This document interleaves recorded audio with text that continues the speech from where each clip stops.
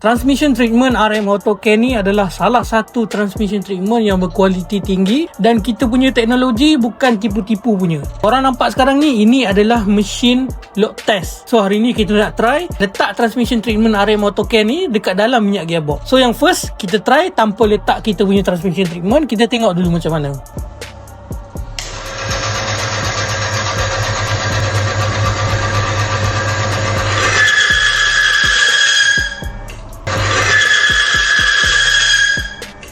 Nampak tak? Motor elektrik tu stop bekerja dah once kita letak beban. Okay, so sekarang ni kita letakkan transmission RM Auto Care, kemudian kita letakkan lagi beban, kita tengok macam mana dia stop bekerja ataupun dia boleh jalan lagi.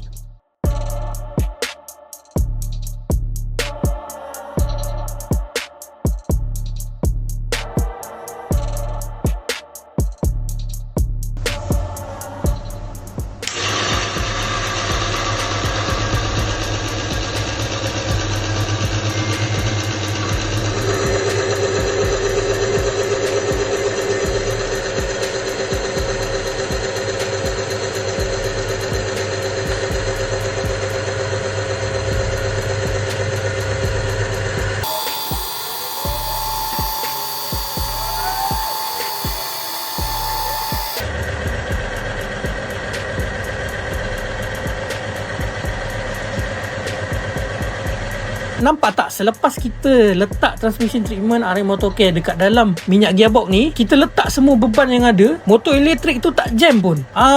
Inilah kelebihan transmission treatment RM Auto Care yang kita dah explain dekat korang sebelum ni, yang memang terbukti keberkesanannya pada sistem gearbox dan juga teknologi yang kita bukannya sekadar sembang. Hari ni memang dah terbukti dah. Jadi untuk workshop-workshop kat luar sana, takkan korang nak tunggu lagi? Tak nak ke transmission treatment yang berkualiti untuk customer-customer korang? Sejurus dapat menambah nilai dekat korang punya workshop. Kalau nak, contact kita sekarang. Dan untuk korang kat luar sana, kalau nak transmission treatment ni, PM kita boleh advise dekat korang lokasi workshop yang berdekatan dengan korang yang dah dapatkan treatment RM Auto Care ni. So korang boleh pergi je terus dekat workshop tu, okay?